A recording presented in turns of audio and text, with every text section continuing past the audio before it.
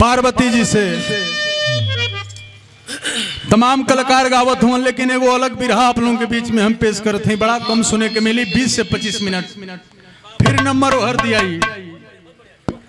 Ganga channel की नियर बिरहा गवाई के ओसे तक गंगा चैनल का कलाकार हमारे बीच में बैठले बड़ी।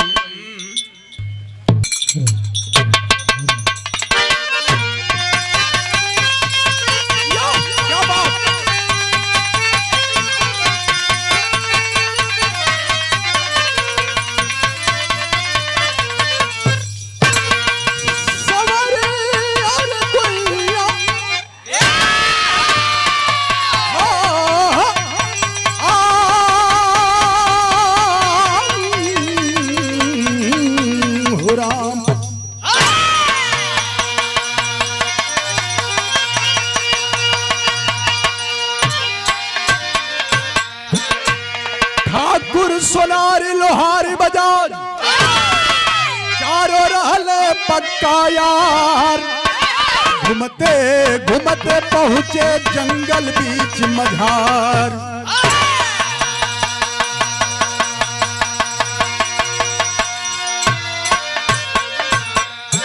रणजीत भैया बड़ा रोचक कहानी है, 20-25 मिनट का। ठाकुर सोनार लोहार बजाज चारों जना मित्र रहना लोग, बड़ा बने संगतिया रहना लो। रात दिन जहाँ खा लो सुतन लोग, साथे घूमा लो। घूमत घूमत एक दिन जंगल में गई ना लोग, जंगल में जाके बैठल हम लोग। एक आध 2 दिन बीतल, ठाकुर साहब कहना कि आखिरकार ही बताओ लोग भोजन कैसे चली। यही तरह तो भोजन चली ना, अपन अपन कुछ काम कर लोग।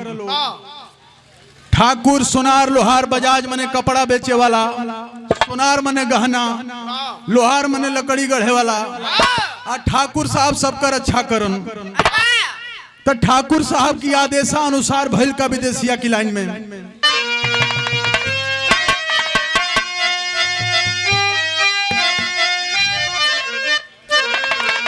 अरे बेचे रोज कपड़ा बजाज, ए भैया घूमी घूमी गौआ में, सोना बेचे लगा ले सोनारी मोरी बाबूजी।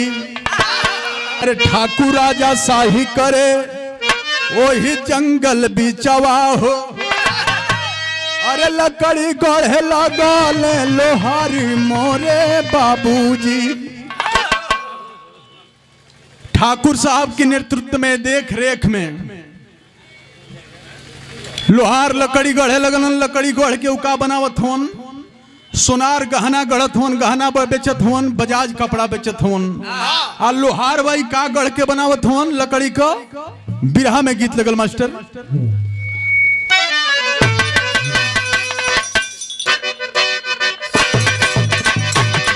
अरे तैयारी में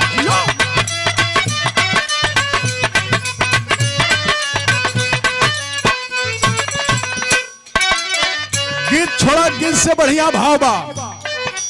लोहार भाई का करत होन, अरे लकड़ी के लईकी, अरे लकड़ी के लईकी बनावे लोहार हो की बढ़ल झमेला देखो, अरे बढ़ल झमेला देखो, जंगल मझार हो की बढ़ल झमेला।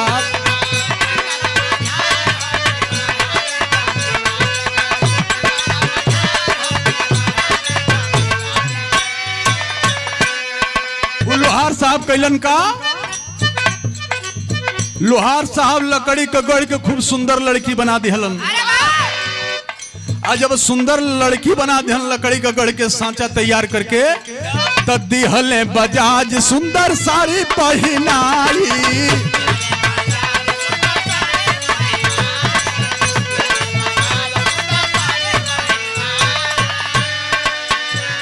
ये हमारे अशोक पांडे जी का फरमाइश था कि तुमको गाना है। मैंने कहा जो आपका आदेश हो। आज जब बजाज भाई जब साड़ी पहरा दिहलन, देखो लोहा के तरह लागत हो, तब दिहले सोनार पूरा गहना से सजाई।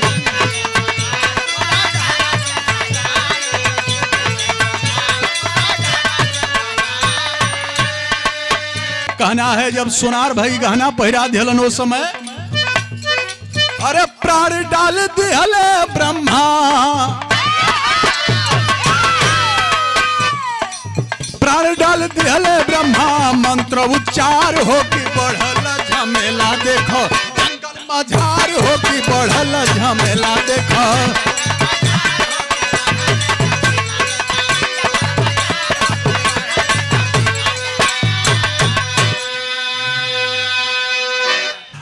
जब पूरा साड़ी गहना से लोहार और बजाज सोनार भाई जब पूरा सजा देना लो तो ब्रह्मा जी के सोचे के पड़ल कि ये जंगल में इतना खूबसूरत लड़की खड़ी बा।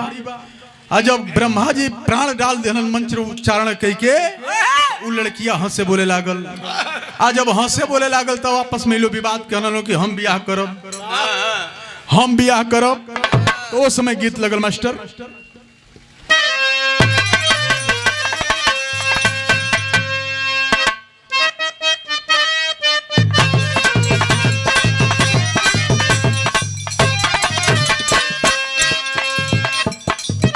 अरे झूमे लागल बाबूनी की चेहरा पचनावा,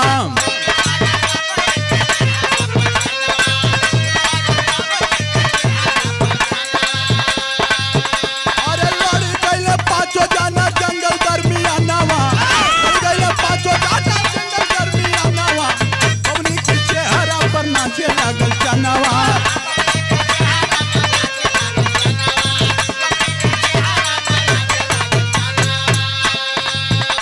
लोहार हम गोढ़ के बनवली,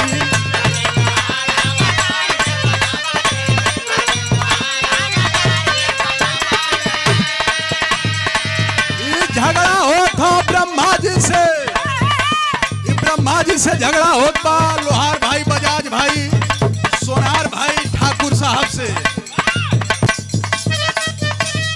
कहले बजाज हम कपड़ा पहनवली,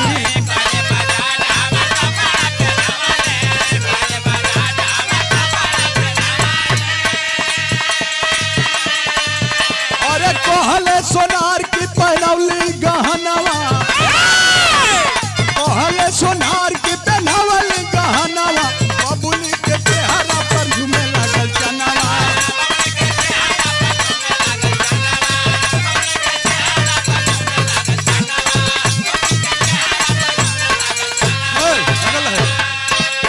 तब हमारी ओर ध्यान रहे, होश में हमारी ओर ध्यान रहे। तब ठाकुर साहब गरमा गईलन, कहलन कि अरे हम रक्षा कैले बनी, शादी खातिर झगड़ा तोहन का करत रहो, फर्ज हमार भइल। कहे राजा हम हई राजा बात हमरो मनाई,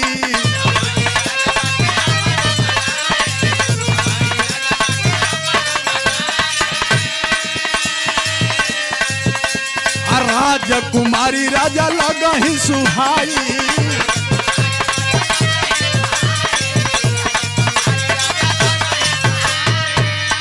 कहला ब्रह्मा जी की है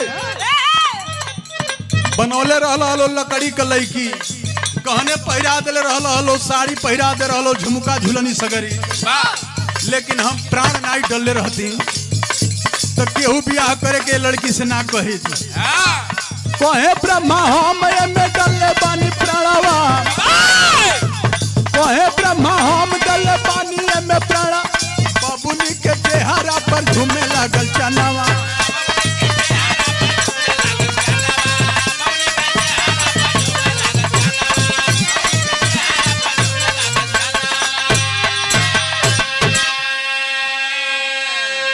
अबे कहीं लड़की बा चाहे वाला 5 लोग बा, कब झगड़ा हुई कब पीटा पीटी हुई कोनो भरोसा नहीं खे। तो बिरहा की शैली में आओ मास्टर तो होत का बा,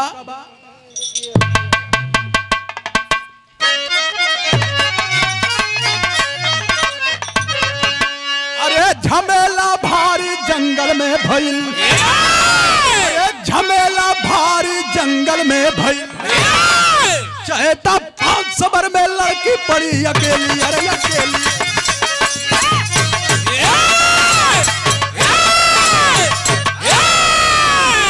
अबे झगड़ा का सूचना नारद जी पा गईलन, जब नारद जी सूचना पा गईलन कि जंगल में हम ना जाते कपर फरोवल कलिहं से हमके चलल जरूरी बा फूदन चाचा। लड़की एक बा पांच गो चाहे वाला हुन, लेकिन वही से बात बिगड़त हिया। जब नारद जी आयल हन तो गीत लगल। कौन गीत लगल?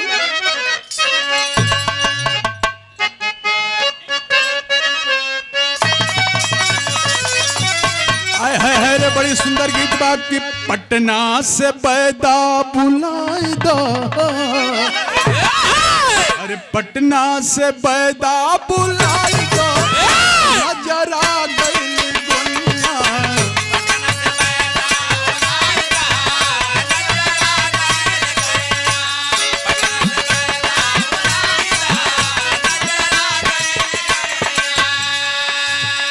अरे नारद सितार झमुकावे, हाँ नारद सितार झनकावे, भोला डमरू बजावे।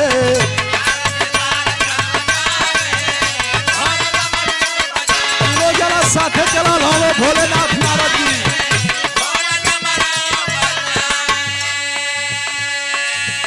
नारद जी भोलेनाथ जी एक साथ आयल हम लोग। बात के समझना लोग, ये तेरे पंचायत होला तो हर को बेटा कम बा को बेटा ढेर बा। जब बात के समझ गए भगवान भोलेनाथ, तब भोले जी रीति रिवाज समझवल।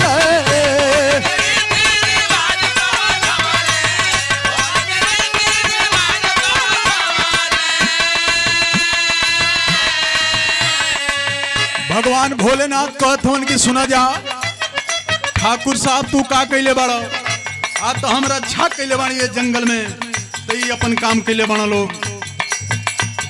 लोहार साहब कहना कि हम गढ़ के बनौले बानी, अगर जो हम गढ़ के ना बनौले रहती भगवान भोलेनाथ से तो ये विवाद ना हो, फर्ज हमार बनेला। सोनार भाई कहना कि अगर जो हम गहना ना पहरौले रहती तो इनका श्रृंगार ना भइले ही। बजाज भाई कहना कि अगर जो हम साड़ी ना पहरौले रहती ये लड़की को तन ना ढकाई रही। कहना कि सबका धर्म का बेटी भाई। हमार बात सुना लो का भोला जी रीति रिवाज समझाए,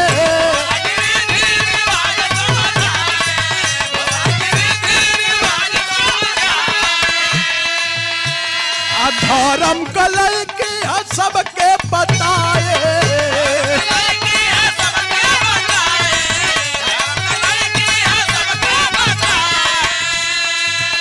अरे वेद शास्त्र पद के बतावे, भोला डमरू बजावे।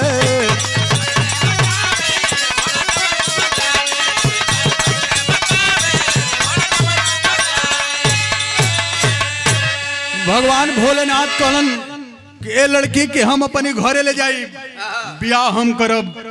आखिरकार जब भगवान भोलेनाथ लेके पहुंचल हन हिमालय पर, जहां पार्वती जी कुटिया में बैठल है, जब देखले है कि हाई कैसन एगो लड़की लेके आवत न भगवान भोलेनाथ गुस्सा में लाल हो गई। गुस्सा में लाल हो गई है बाबू। उस समय के बाद पार्वती जी एगो बात कहली, गीत लगल बिरहा में का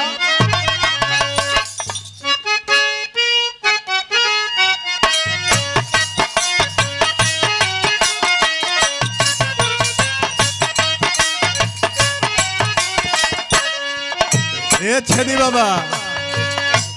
अरे जब दुल्हा बन के लोग जाला ससुरारी में, आज सास जी सरहद जी लोग जितना लोग बा दुआरी में खड़ी रही, आ दुल्हा यही दरवाजा में प्रवेश होके के होई शशिकांत चचा। ये बड़ी सुहावन गीत है। कहेली गावेली का गावेली,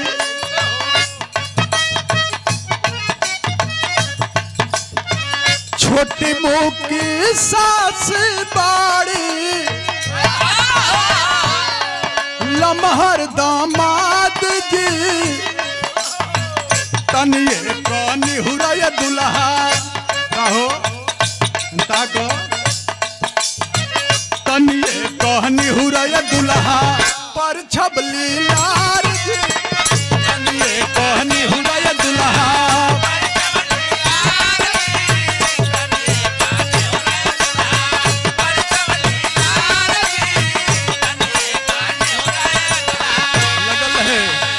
और हाथ में सिनर वाली हले अम्मा बाड़ी खाड़ी हो, अम्मा बाड़ी खाड़ी हो। खोल बहू पलक कवड़िया, खोल बहू पलक कवड़िया, मनिया बहो रबू, खोल बहू पलक।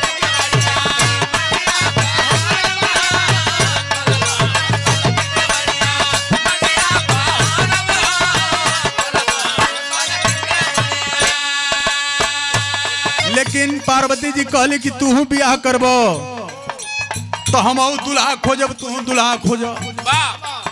पार्वतियों जी अब दुल्हा खोज ताड़ी। आज इधर अब शंकर भगवान दुल्हा खोज ले बाणन। दुल्हन बा एगो, दुल्हा बाना दूगो। लड़ाई चला तब ब्याह होई कैसे। अब 5 जना से छुटकारा हो गए। ब्रह्मा जी समझा दिए कि भाई दोनों का धर्म का बेटी है जा लोग। लेकिन अब और बात आके फंस जाती है जा। जब बात फंस गई तब भइल का खुशी के लहर में भाई, अरे भारिया पवाद हो। आ दुल्हन बाए गोयले, दुल्हन बाए गोयले, दुर्गो दामाद, दुल्हन बाए गोयले।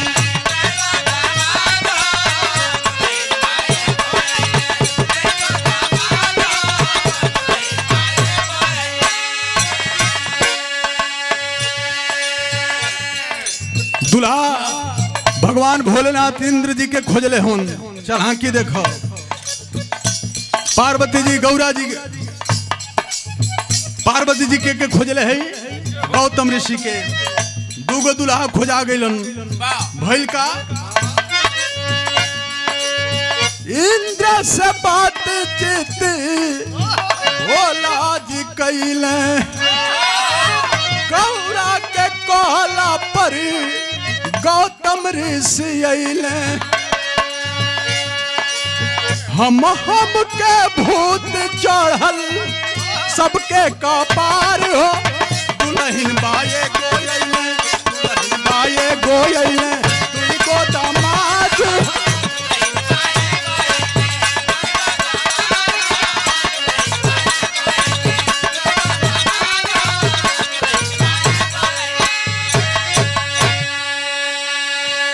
आखिरकार दोनों दुल्हा आके बन के ठड़ा बना लो। वो लड़की का कहा नाम रखा अहिल्या। उस लड़की का नाम अहिल्या है।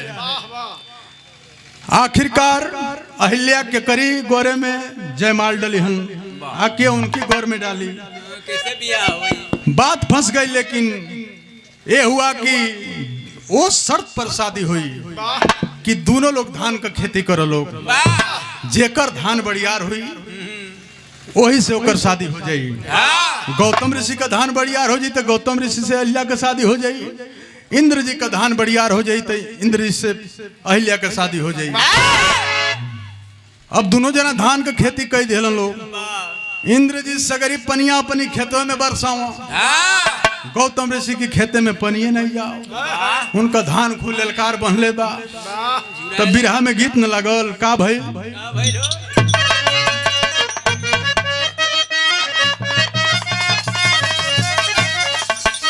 कि सरंगिया वाले का डेरावा। बनारस में गावेली कि सरंगिया वाले का डेरावा बताई दे रे लहुरी नाना दी।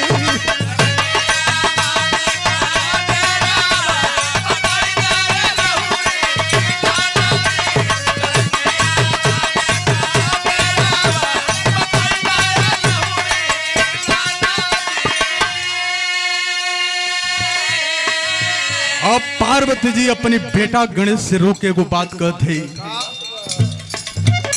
अरे पार्वती बोली बचानिया,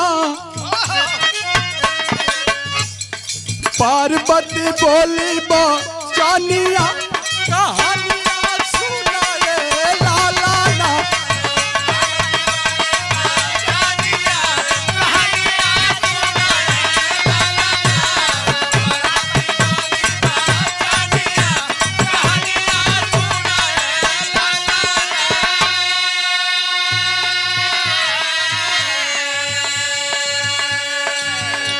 हमारो मान सम्मान बेटा तुहरे रहत चल जाई, बाबू के लेके अकेले तू रही हो, मर जाए तोहरो माई हो।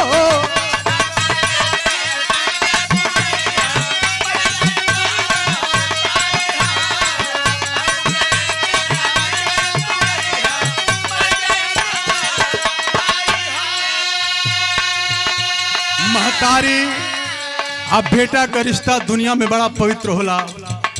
जब महतारी अपनी बेटा के सामने आंसू गिरा दिहली, गणेश कहलन की माई के तो के मार दिहल, के उगारी दिहल, का भइल बताओ, हम ओकर अबे तीनों त्रिलोक में फतह कर दे।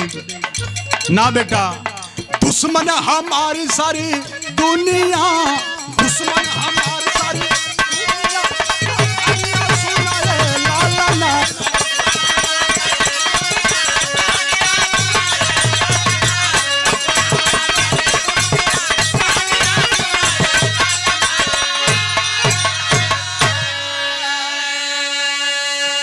हे माई आंसू मत गिरावो, तू बात बतावो, तोरी आदेश का पालन हम करब। तो भाव लगल हिसाब से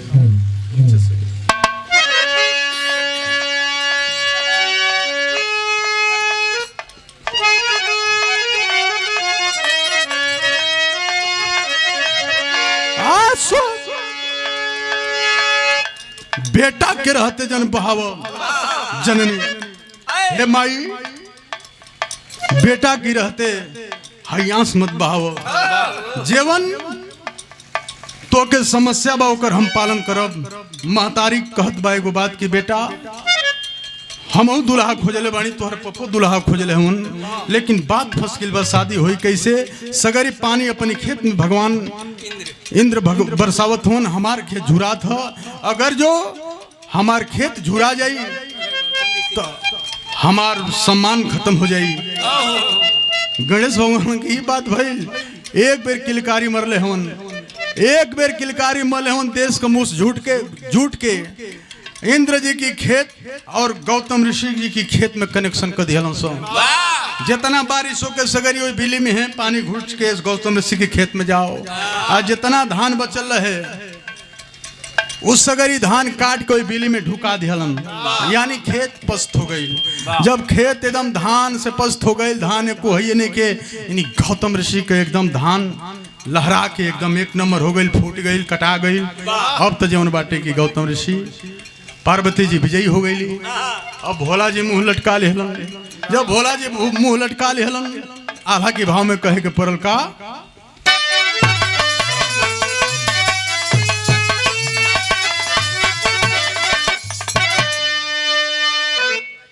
तीनों तीर लोकावा के अरे रहल पार करमा माई,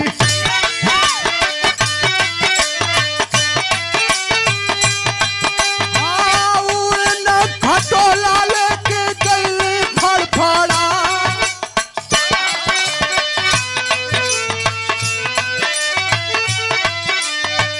पढ़ सके वही दिन केहू नहीं पूछे माई।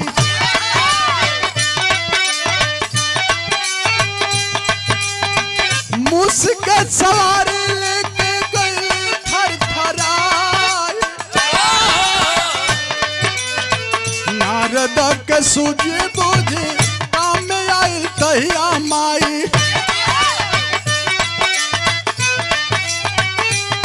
हाँ तोहरे शरण में लिहली गोता हम लगा, आखिरकार माई जब भी आफत पड़ेला तक अपने काम आवेला, दूसरे के हुक्म में ना आवेला। आखिरकार एक ही बात में गणेश भगवान ऐसन कैलन कि सगरी उनका धान पस्त हो गई। आखिरकार भगवान भोलेनाथ का हार भइल, गौतम ऋषि पार्वती जी विजयी भइली। आज गौतम ऋषि के गरे में जौन बा अहिल्या जी माला डली उनकी घर में डलन, शादी हो गई गौतम ऋषि से। आ जाओ गौतम ऋषि से बियाह हो गई तक कहे के पड़ल। खड़ी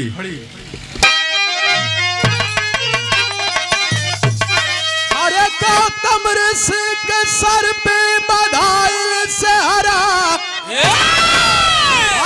पार्वती भोला के मुरझाइल चेहरा।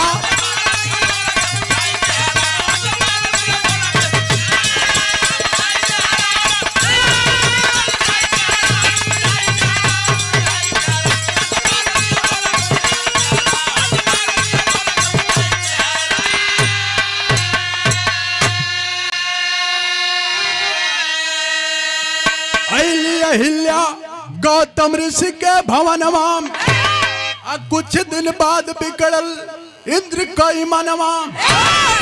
अरे घुसले घर में बन के बिलार भुवरा पार्वती भोला के मुरझाइल चेहरा।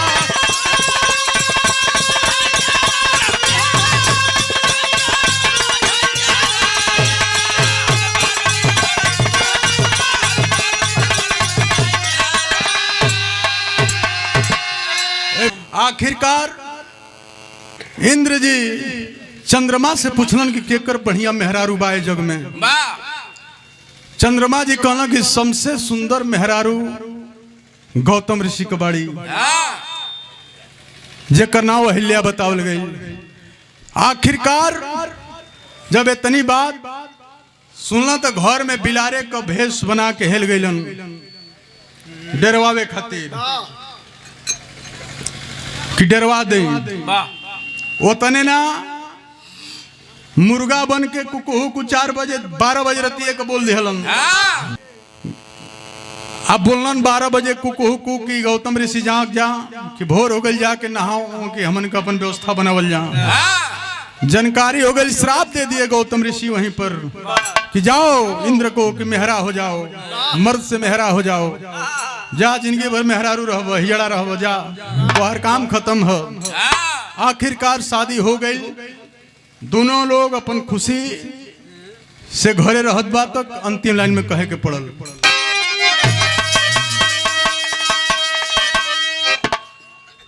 जय जखाड़ स्वामी गुरजद्दू की लहरे फुलवारी, कविता लिख दे श्यामलाल मां सारद की बलिहारी। झमेला भारी जंगल में भइल, अरे झमेला भारी जंगल में भइल, श्याम देव छोटे लाल के ऐसन होला।